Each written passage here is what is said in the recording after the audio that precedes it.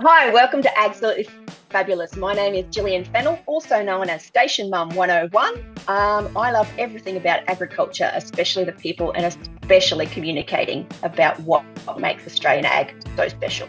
And I'm Katja Williams, a beef, cattle and cropping farmer, and I love all things ag, and I'm also known as the ultimate farm wife. Together, we are Agsolutely Fabulous, and we are talking all things agriculture beyond the headlines. And we can't wait to give our opinion to you, and we hope you enjoy it. So let's get into today's episode.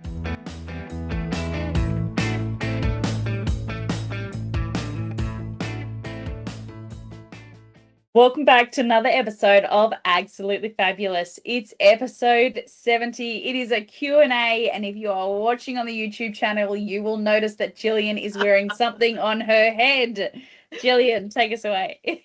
I paid a lot of money for this, and I'm going to be paying it off for a bloody long time, but I did graduate Bachelor of Communications from the University of South Australia, have my little mortarboard hat to prove it. I was so stoked that I got to keep it because I thought I had to give it back. Had to give the gown back, which is fine because it was hot and sticky because it was quite warm when I graduated, but got to keep my little hat. So I've been doing all sorts wearing it. I've been hanging out the washing, feeding the chickens, getting my absolute last dollar's worth out of my special hat. And what colour sash did you have to wear? I think when I graduated, I think it was a pink sash. Did you have a sash? It was royal blue. I think that's the communications colour at UniSA. So I had the black gown and then the blue thing because I wore a pretty long blue sequined dress and silver sparkly shoes because obviously got to have all the sparkles on. So it all tied together quite nicely actually. So yeah. I'm looking forward to sharing photos of that over on our socials because congratulations. What an effort. Round of applause. I was so lucky because I have a Twitter friend called Sandy, and Sandy takes the most amazing bird photos, and she happens to work at UniSA. So she came along. I had my own private professional photographer. I was the only and she took heaps of photos of me and the kids and Mark, and it was just, that was so nice of her to do that. She took her lunch break to come and watch me graduate and bring her camera and take photos. So that was really touching. So Sandy, if you're listening to this, I don't know if you listen to the podcast. I don't really care. That's not important to me, but I'm going to give you a shout out anyway. You can check Sandy's work out. She takes the most amazing bird photos. She is on Instagram as well. So Sandy, you are the best. Thank you very much. Love that so much. I think Sandy should be our Ag Fab of the Week. I think so. I think I will do her upper pack. And next time I am in Adelaide, I will be able to give it to her in person if I remember to take it with me to town. So Sounds good.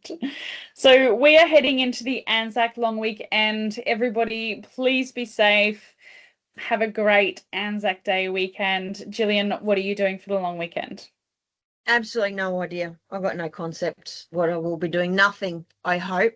Nothing. Like at the moment I've been on a cleaning spree. So I've pulled everything off my side veranda, which is still had half the stuff from our renovation of our kitchen, which is nearly 2 years ago now. Still had a heap of building materials and all that sort of stuff all piled up there. So that's all now in my carport. But the veranda is clean. I've pressure cleaned the cement and everything. I pressure cleaned the shit out of everything I could find. So it's very, very clean, but I have to put all that stuff in my carport back in order, some sort of order on the veranda. So that's probably what I'll be working on, trying to get that all, done so I can put my car back in the carport and not have it sit out in the sun. Yeah.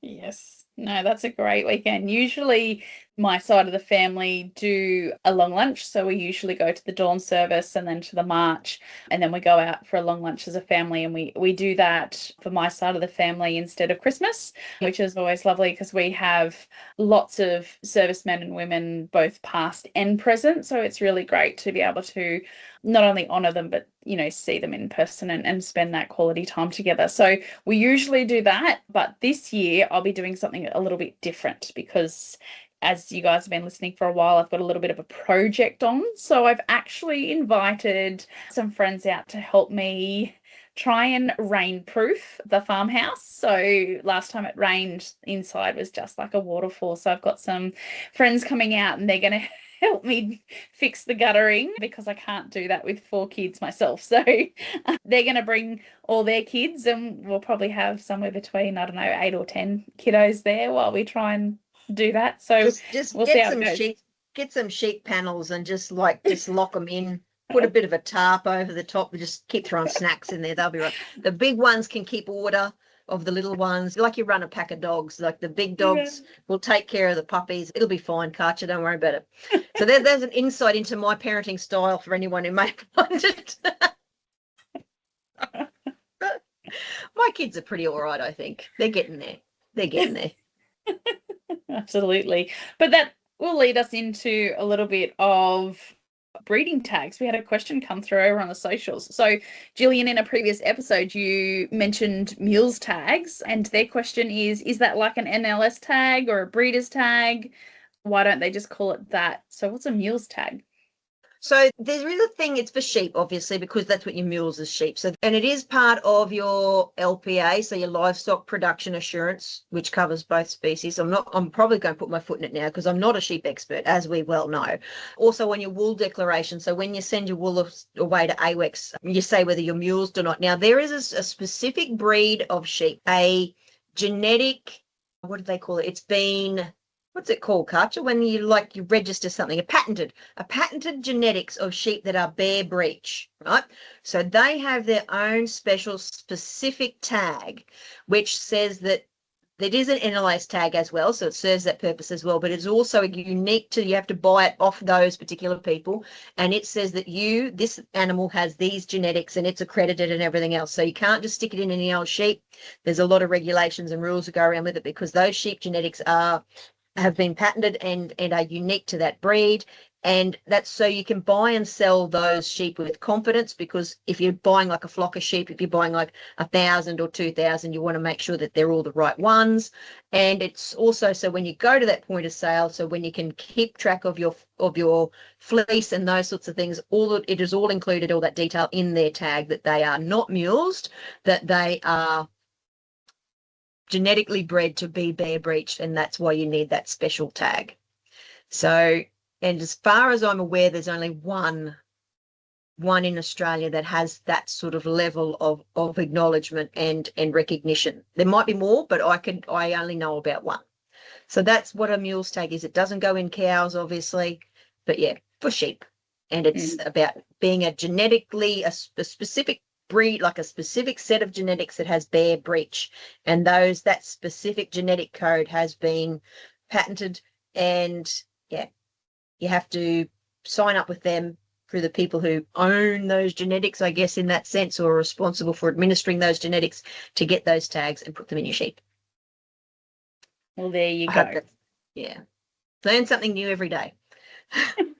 I think it just highlights how much changes sometimes in each industry, because I grew up on a sheep place, but I haven't been on farm with the sheep, I don't know, 15 years or so. So like even in that time, it's so changed so much. So it's always interesting to know. Yeah, and it moves so quickly these days. Like the advances in science and technology and research and adoption, something that was inconceivable 3 years ago is now common practice in some circumstances. And that's what I think it's really good thing about agriculture, because we can adopt stuff at scale. You get enough of us doing something, it just becomes common practice. It's, and it's accepted. But getting us, the hardest, the biggest hurdle is getting us to do that change in the first place. But it does happen. It does happen. We did get a question in for myself this time, and it was about the pink macadamia. So I mentioned, a little while ago that I had ordered a pink macadamia, and Gillian, you said you weren't going to get one because you'd probably kill it. So I ordered 2, and originally they were coming in the spring. However, I have asked Mel. Mel, we know that you're a listener of Agsolutely Fabulous, so hello. Shout out to Mel at Gondwana Macadamias. I've asked her to please hold on to mine until the spring, because I am petrified that they would get here and I would kill them on the first frost.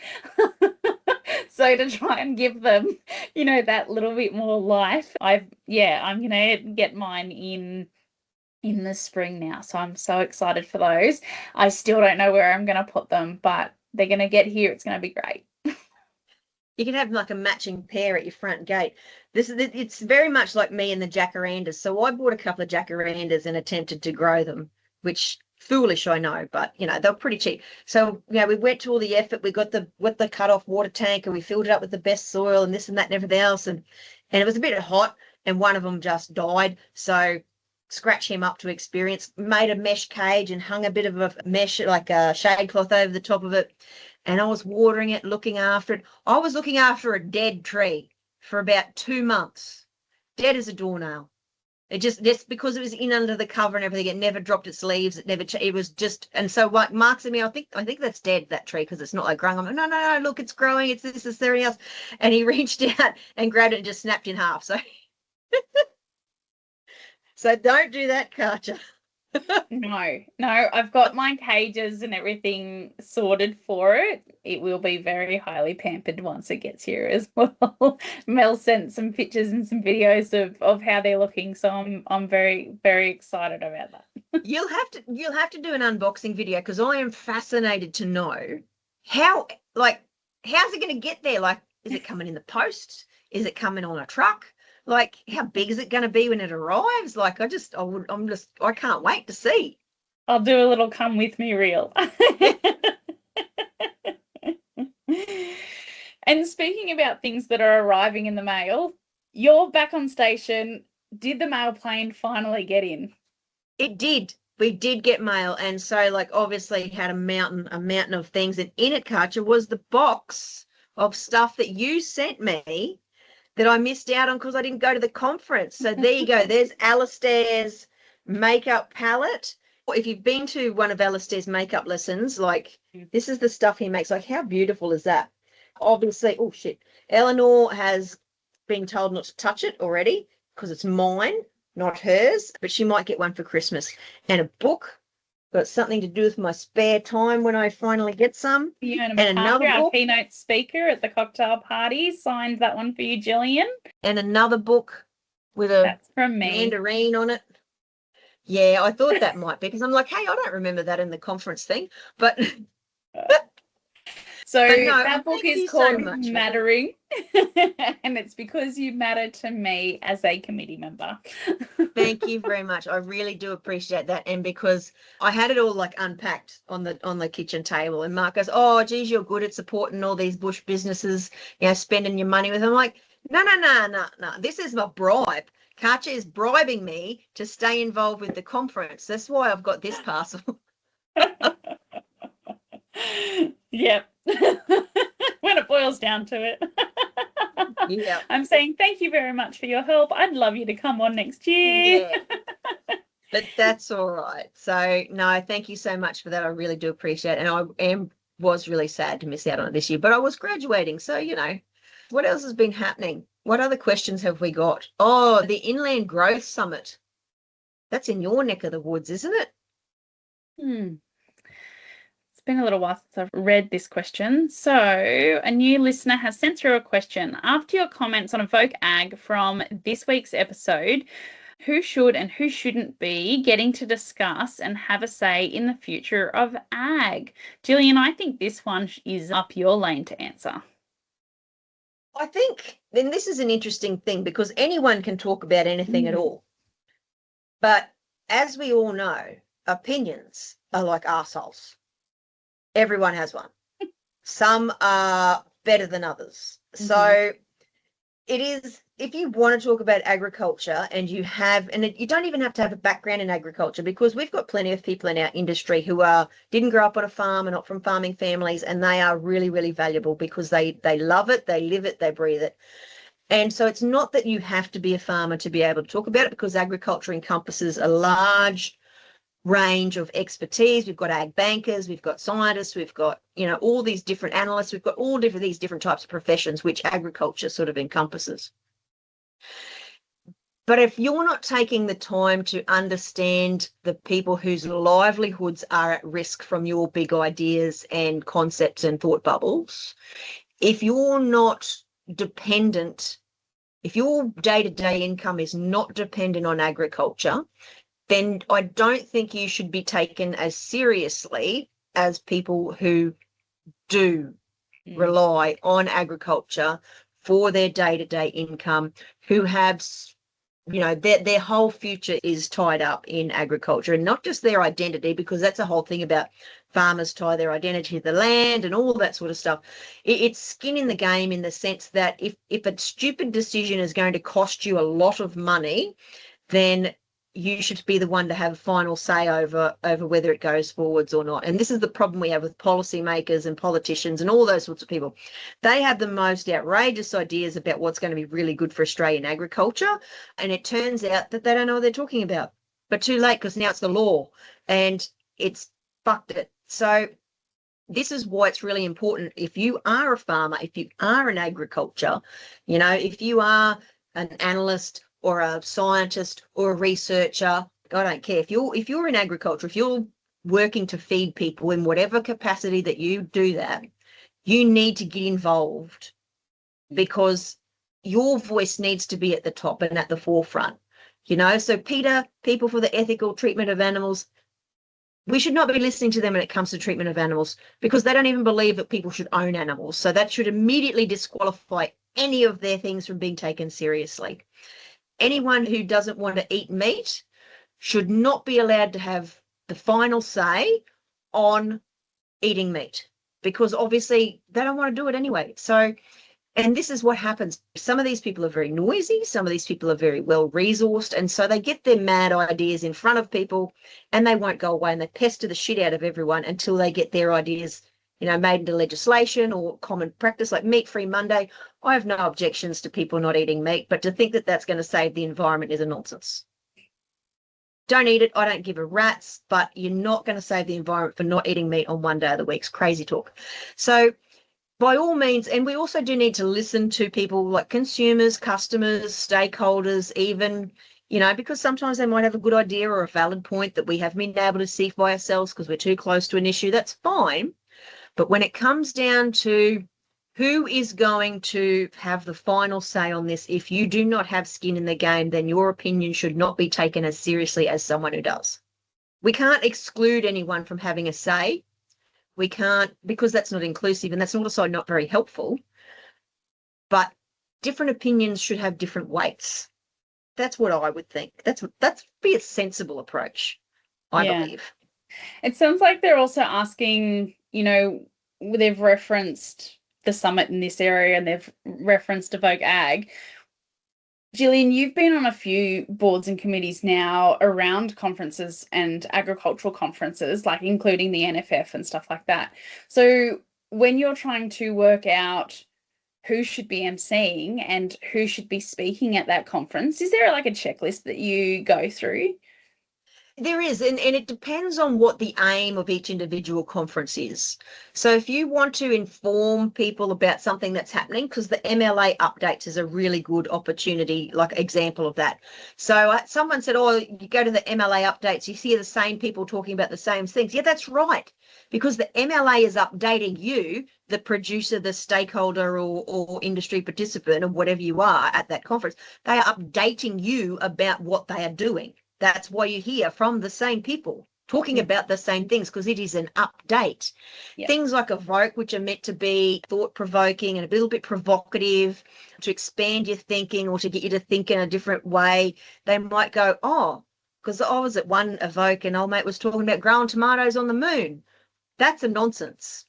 But it sort of set the tone for the rest of the conference, to be completely honest, because it's like, okay, so if we take away any conceptions of like what is a boundary, what might be possible with ag tech and agriculture? And that's what those sorts of speakers are supposed to engender. And emceeing is very interesting. You get a lot of journos and those sorts of things, like TV presenters, they MC because they're very professional. They work well under pressure. They can think fast on their feet because it's what they do for a living. And you don't have to be particularly invested in who the actual MC is if they're doing a good job. Every now and again, you'll see someone likes to, you know, some conference will like to sort of be a bit sort of provocative and get someone who you wouldn't automatically associate with agriculture, who's not automatically relatable to that industry. which I always think is a very bad way to go, because anyone who goes there is not going to engage fully. Then they're always a bit combative. Like, it's like, oh, what's this wanker doing emceeing this event? Like, he hates us. Why would you give him my money to MC something when I know he doesn't like us? And that is a very bad place to start if you're holding a conference. You're better off to just have a generic, bland, you know, they don't have to be a big personality to be a good MC. They just have to be able to run, you know, do their job and do it really well. And some people are professional MCs, and so grab one of them. They're good at it. It's what they do. This notion that you're going to, like, you know, kick off big conversations and stuff with someone who, you know, because a lot of these conferences are paid for with producer money. Yeah. So it's a really bad start to give that money to someone who doesn't like farmers. That's a bad way to start, because not only are they not going to go to your event, they're going to tell everyone else to not go to your event because you obviously don't take farmers seriously. So if you're listening to this and you do organise ag conferences, that would be my words of wisdom to you, because I've seen some shockers over the years. I've gone, what the actual fuck? These people have no concept, because it's, you know, it's, what are you trying to do? If it's for producers and you want to talk to farmers, then use someone who we like. That would be my opinion, for what it's worth. Because, you know, if you're using, especially if you're using our money to pay for it, you gotta at least make it so that we feel welcomed and supported in attending that event. Once we're there, once we're in the auditorium, bring out all the controversial, thought-provoking speakers you like. But don't get off on the wrong foot by giving us someone who has openly disrespected our whole industry in the past. That's not a great way to go about it. I'm hoping we've answered every angle they could have possibly been asking for that one, especially because they're a new listener. So thank you so much for your question, and keep them coming in. We love answering your questions. Gillian, did we have anything else come through the socials? We haven't. I'm very disappointed that nobody got my crocodile photo of, like, I'm spewing. I found that hilarious. And not a single person's like, oh, crocodile. Not a single one. You guys pay more attention. Jeez. Boring. For that reference, a few episodes ago, Gillian and I made a joke about, you know, climate change pushing crocodiles further down south, because there was a crocodile spotting at Bathurst, New South Wales. So for anyone who doesn't know where that is, it is around 3 hours southeast from where I am here at Dubbo. It is a very cold climate, like proper snow in there winter. are 0 crocodiles at Bathurst. Yes.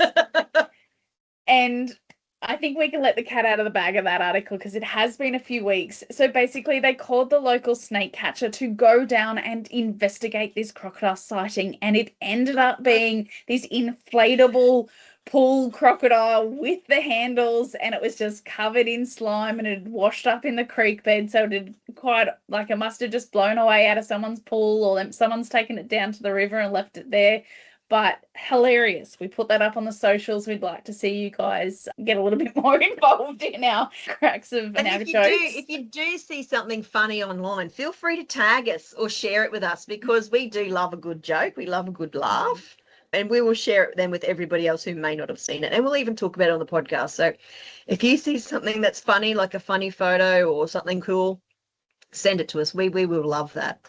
Absolutely. Well, I think we're going to leave tonight's question and answer right there. Keep sending them through. Email is always in the show notes. We're always on socials. Send anything through anywhere. Comment on any of our past episode tiles, and we will love to answer your questions in the next question and answer. Have a great night. We'll see you in the next one. Bye. Thank you for joining us on Agsolutely Fabulous. If you've been listening along and enjoying all this content, which I assume you have, you've gotten this far, then you might also like Katja's other podcast. It's the Ultimate Farm Wife Podcast. And I'm going to play the intro for you right now. Welcome to the Ultimate Farm Wife Podcast. On this channel, we're going to be discussing all things marrying a farmer, moving to the land, and becoming integrated with a family farming operation. Whether you're moving to the farm for the first time or whether you're moving back into a family farming operation, we discuss the ins and the outs of all of it. So let's jump into today's episode.